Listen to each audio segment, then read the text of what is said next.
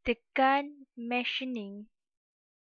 Selepas itu, tekan NC Sequence dan tekan New Sequence. Pada machining, tekan Profile dan 3 Axis dan klik Done. Pemilihan pada sequence setup ialah parameter surface dan tekan Done. Selepas itu, masukkan nilai pada cut fit iaitu 100, step dip iaitu 2,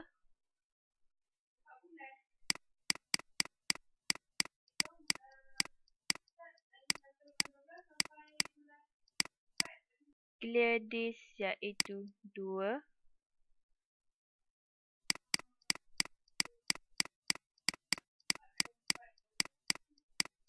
spindle speed iaitu 500 dan tekan OK. Dan tekan Done. Selepas itu, klik ikon wireframe dan klik pada kedalaman area design. Klik satu persatu garisan keseluruhan pada design.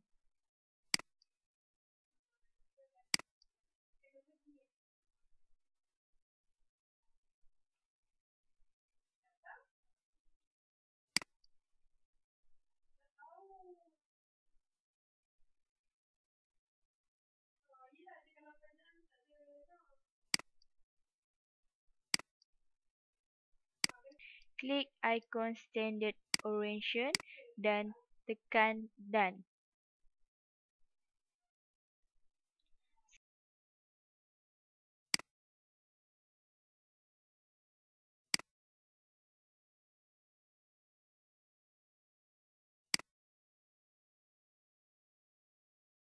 Selepas itu, tekan pada play part dan screen play. Tekan pada ikon name view list dan play.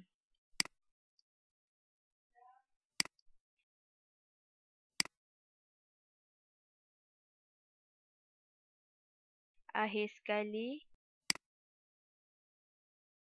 tekan klik sequence dan select Done and Return.